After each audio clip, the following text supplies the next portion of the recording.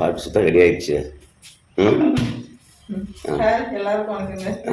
வாழைப்பூ சுத்த இன்னைக்கு உங்களுக்கு பிறந்த நாள், அதனால சமையல் செய்யணும். ஆனாலும் கொஞ்ச நேரம் சுத்திட்டு போகலாம் அப்படின்னு சொன்னேன். ஏன்னு கேட்டீங்கன்னா, பிறந்த நாளைக்கு ஏதாவது செஞ்சு தரத்தை விட்டுட்டு ஏன் இப்படி வாழைப்பூ சுத்துறீங்கன்னு கேட்டீங்கன்னா, வாழைப்பூ வந்து இந்த அண்ணாவை பொறுத்த வரையும் கொடுப்பாரு. ஆனா கொடுங்கன்னு என்னைக்குமே கேட்க மாட்டாரு. நானா பார்த்து கொடுத்தனா தான் அடிச்சு விட்டுட்டாங்க சரி.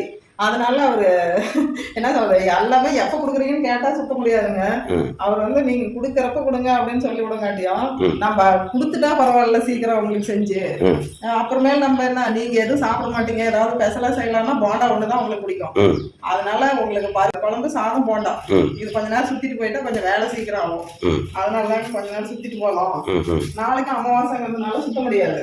அந்த அண்ணாவுக்கு சுத்தி கழட்டி கொடுத்துட்டா நம்ம வேலையை அப்புறம் பார்ப்போம் அப்படின்ட்டு அந்த வேலை செஞ்சுட்டு இருக்கிறேன். Okay okay okay. நான் போய் 8 ஆச்சு. போய் ஒரு 3/4 மணி நேரத்துக்குள்ள செஞ்சிருவாங்க சமையல். சரி போய் சமையல் செய்ய ஆரம்பிப்போமா? நீங்க ஏதாவது வெங்காயம் முடிச்சு தந்தீங்கன்னா நான் செஞ்சிடுறேன். ஓகே. நீ சுத்திட்டு பொறுமையாவே செஞ்சு கொடு. பொறுமையாவே செய்யறதுல செஞ்சிடறோம். ரொம்ப டைம் ஆகி போச்சு. சரி வந்து செஞ்சுட்டா வந்துடும் சமையல் செஞ்சுட்டு. ஓகே. ஓகேங்க. சமையல் செய்ய புறப்பட்டாச்சு. Okay okay. இந்த வேகத்துல சாப்பாடு செஞ்சாச்சா? சமையல் செஞ்சாச்சு. சாதம் உங்களுக்கு பிடிச்ச பருப்பு குழம்பு போண்டாவுக்கு வெங்காயம் மிளகாய் அறுத்து வச்சிருக்கு. அதுதான் மதியானமா செஞ்சு தரேன். ஓகே. வந்து பாருங்க சுட சுட சாதம் வந்தோடனே செஞ்சாச்சு.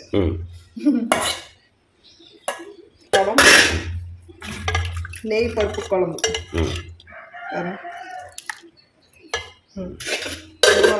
பசி ருசி அறியாதும்பாங்க. அதனால இப்ப பசியா இருக்கிறதுனால ஒரு குழம்பு வச்சாலே சூப்பரா சாப்பிட்டுக்கலாம்.